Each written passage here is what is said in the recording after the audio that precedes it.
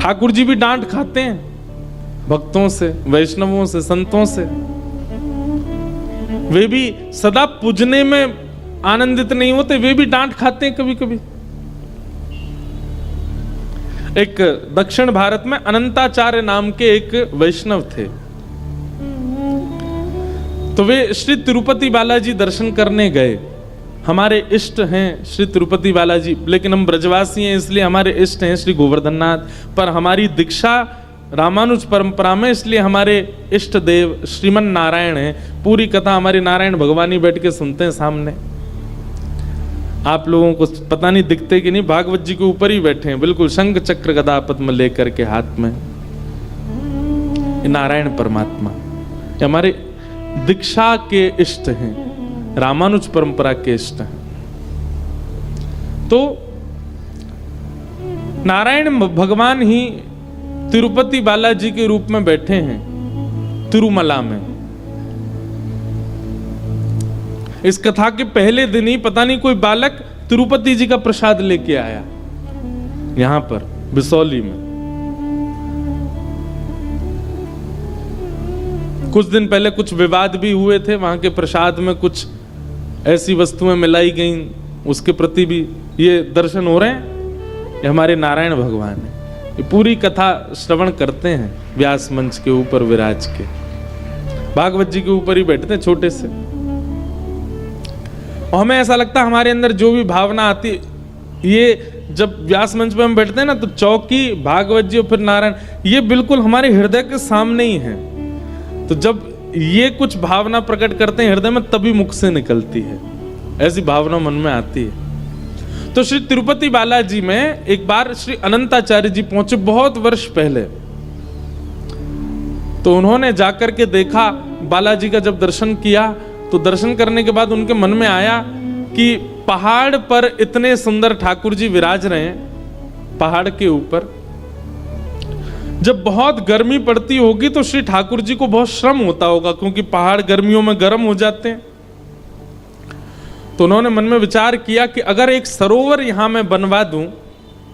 कोई धन नहीं था उनके पास में, लेकिन वो था कि मैं खुद परिश्रम करके खोद खोद के एक सरोवर बना दूं, वर्षा होगी खूब पानी भर जाएगा तो ठाकुर जी जल क्रीड़ा कर लेंगे, थोड़ा जल समीप होगा तो उससे ठाकुर जी को ज्यादा श्रम नहीं होगा।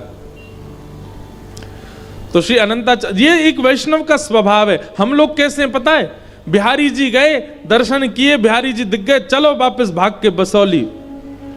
हम तो ऐसे हैं।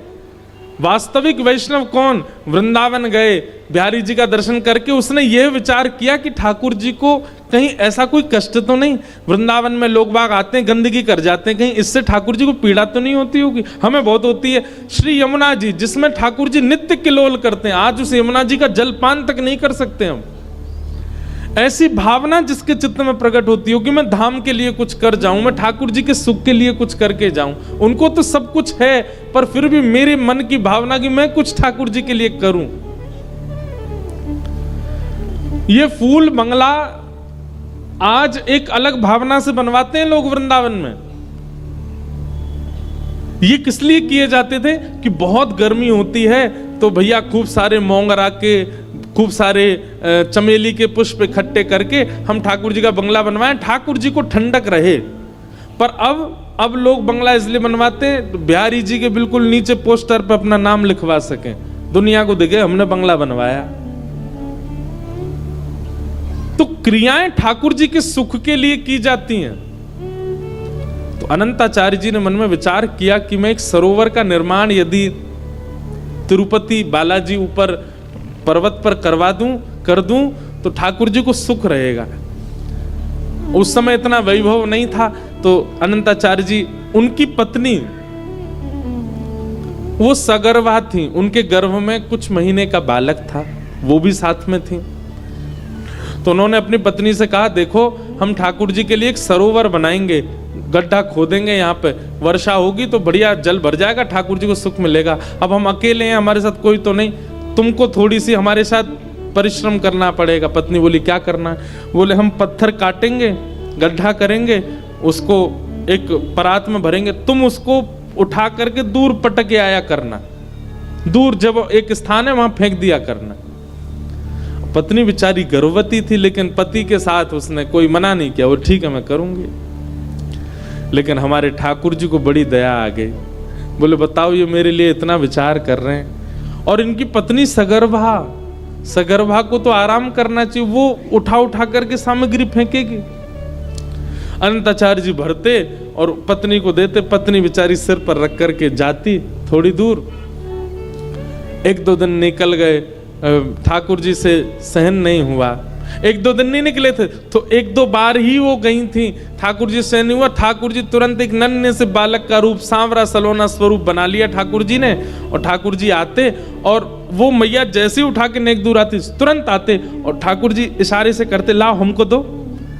तो बेचारी वो गर्भवती थी, थोड़ी थक तो जाती थी, अच्छा तुम मेरी सहायता कराओगे, लो एक हाथ से तुम पकड़ो एक हाथ से मैं पकड़ूं। तो जैसे ही वो नीचे करते ठाकुर जी छीन के भागते और लेके जाते और दूर पटक के तुरंत आते और परात खाली दे देते, ले जाओ। तो उनको लगा बेचारा छोटा सा बालक है, बड़ी सहायता कर रहा है मेरी। अब अनंताचार्य जी ने विचार किया, मैं खोद करके इसको देता हूं और इतनी दूर पटकने के लिए कहा गया, ये तो बड़ी, मैं दूसरा खुदाई नहीं कर पाता, इतनी जल्दी तो ये आ जाती है। पसीना पसीना हो गया अनंताचार्य जी। थोड़ी देर बाद बोले देवी एक बात बताओ, तुम ये कहां पटक के आती हो सारा? बोले आपने जहां बताया वहीं। वो तुम इतनी जल्दी दौड़ के चली जाती हो फिर आ भी जाती हो वापस? तब उसने कहा, बोले नहीं देखो मैं आपसे क्या छुपाऊं, मैं तो उठा के यहां तक ही जाती हूं, वहां एक नन्हा सा बालक है सांवरा सलोना सा, वो आकर के मुझसे पूरी परात लेके भाग जाता है, वो डाल के तुरंत लाके दे देता है। तो अनंताचार्य जी बोले कौन बालक है? बोले आप 2 परात में दिखाऊं। परात में भर के जैसे ही लेकर के गए तो कोई और नहीं, साक्षात श्री तिरुपति बालाजी बालक के रूप में खड़े थे। अनंताचार्य जी बोले ठाकुर जी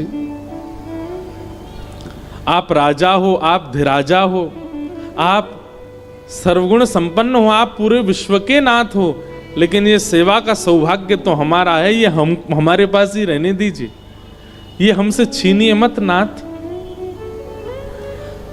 आपकी सेवा करना हमारा धर्म है, हमारा सौभाग्य है, कम से कम ये तो हमको प्रेम से करने दो। आप इसमें भी आकर के जो है हमारी सेवा की चोरी कर रहे हो।